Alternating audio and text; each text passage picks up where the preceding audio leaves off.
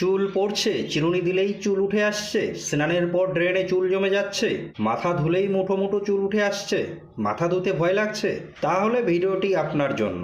নমস্কার, আমি ডাক্তার বাপি, আপনারা দেখছেন ডিয়ার বাপি হোমিও বাংলা ইউটিউব চ্যানেল। চুল পড়ার আসল কারণ কি? চুল পড়া শুধু তেলের অভাবে হয় না, এগুলো শরীরের ভেতরে কোনো না কোনো রোগের সিগন্যাল।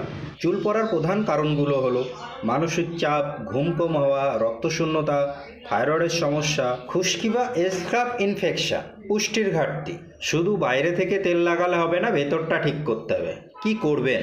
প্রতিদিন পুষ্টিকর খাবার খান, ডিম, ডাল, বাদাম, সবুজ শাক সবজি, পর্যাপ্ত পরিমাণে জল পান করুন, ঠিকমতো ঘুমান, হালকা গরম নারকেল তেল দিয়ে হালকা ম্যাসাজ করতে পারেন, বেশি কেমিক্যাল যুক্ত তেল ব্যবহার করবেন না। হোমিওপ্যাথিতে সহায়ক কিছু ঔষধ, লাইকোপোডিয়াম, সামনের দিক থেকে চুল কমে গেলে সুন্দর কাজ করে লাইকোপোডিয়াম। ফসফরাস, চুল পাতলা হয়ে গেলে, দুর্বল হয়ে গেলে, চুলের আগা ফেটে গেলে ফসফরাস খুব সুন্দর কাজ করে।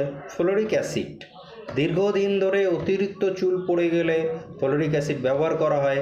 এবার যদি ডোজের কথা বলি, 30 পোটেন্সি দিনে 2 বার ইউজ করতে পারেন। তবে নিজে থেকে ঔষধ ব্যবহার করবেন না। হোমিওপ্যাথি যেহেতু লক্ষণ অনুযায়ী ব্যবহার করা হয়, তাই ডাক্তার দেখে ঔষধ সেবন করা ভালো।